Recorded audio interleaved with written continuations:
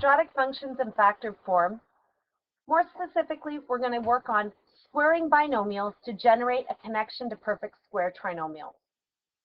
So the first thing we're going to do is take a few expressions or a couple binomials, and we're going to use the distributive property or a pattern to expand them. So if I look at the first one, x plus 7 times x plus 7, the distributive property tells me to multiply the x in the first binomial with the x and the 7 in the second, the 7 in the first binomial, with the x and the 7 in the second binomial. So we could rewrite that like this, x times x plus 7 times x plus 7. Then we're going to use the distributive property again, multiply x and x with 7, and the 7 with x, the 7 with the 7, to give us x squared plus 7x plus 49. And then we look for our like terms, 7x plus 7x gives me x squared plus 14x plus 49. Now when we expanded binomials, or two binomials that weren't identical the other day, we discovered the pattern that existed was to just square or multiply the first terms, multiply the last terms, so we'd have x squared plus 49, and add the two numbers together to get the coefficient of the middle term. So we did 7 plus 7 to get the x. Same thing worked. Either use the distributive property here, or we can use the pattern. It didn't matter that they were the same. We can do the same thing here for x minus 7 squared. Distributive property, x times x, and x times negative 7, and negative 7 times x, and negative 7 times negative 7.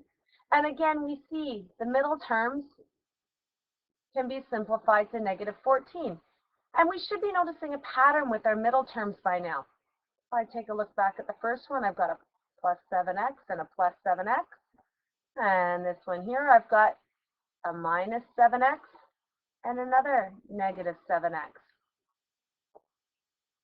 Now how about this one here? If we use the distributive property, a times a minus b, subtract b times a minus b, I've ended up with a squared minus 2ab plus b squared. And I'll see that I have two terms that are again identical, negative ab.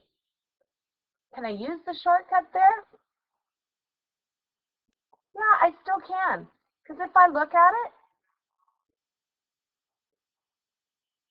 it, I had an a in the first, let's put the question up here again. If I have a minus b times a minus b, I'm still multiplying my first terms to get the a squared. I'm still multiplying my last terms to get the b squared. And to get my middle term, I can multiply the oh, wait a minute, I'm looking at my coefficients of my second term. There's still a 1, or not still a 1, sorry, they are 1 this time, so negative 1, negative 1.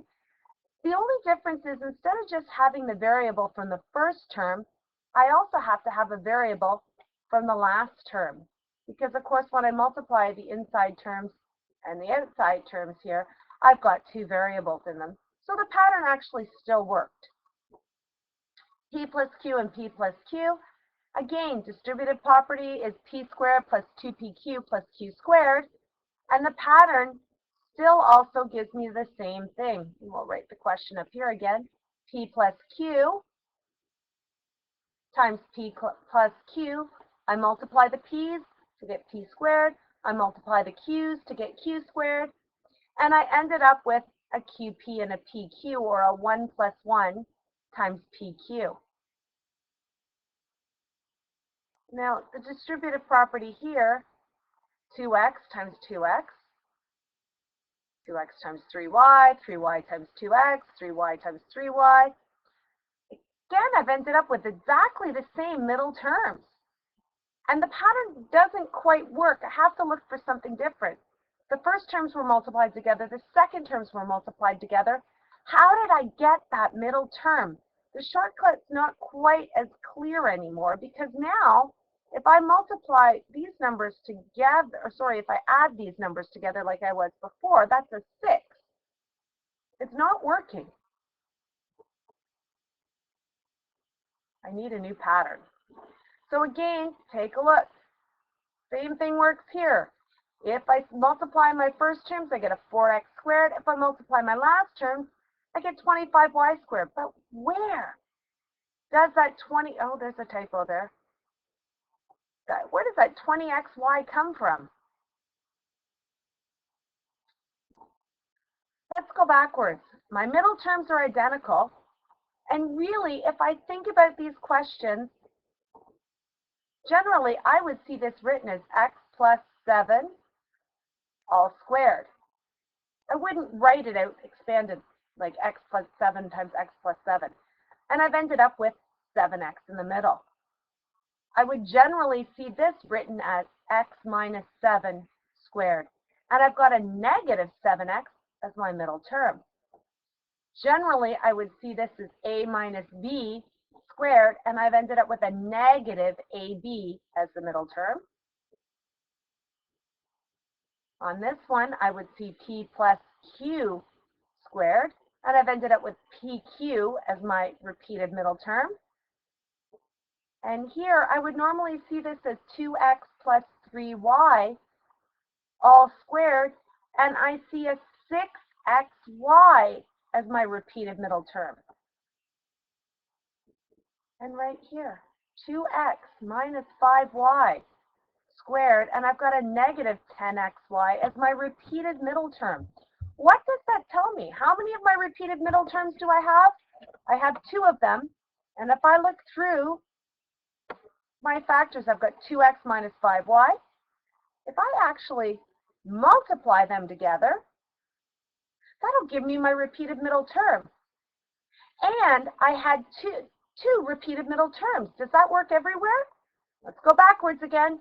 2x times 3y is 6xy. And if I have 2 of them, times 2 is 12xy.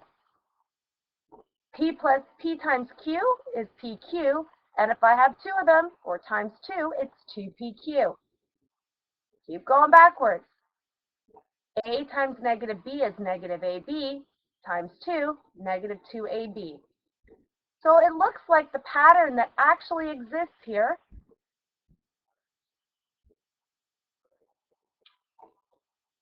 all right, so the pattern that exists when a binomial is squared is that the first term in the trinomial is the product of the first terms in each binomial.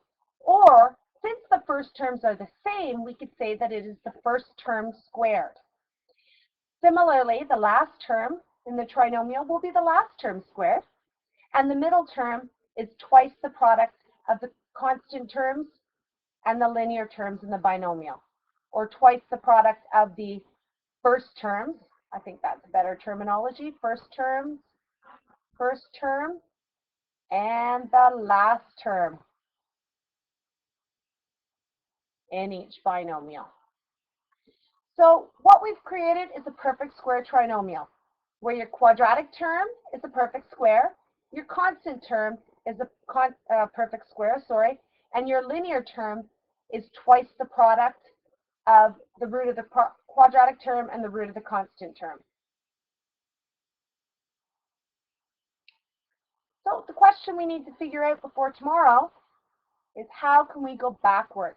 How can we take that perfect square trinomial and turn it into factored form? So something that would look like 5x plus 2 squared.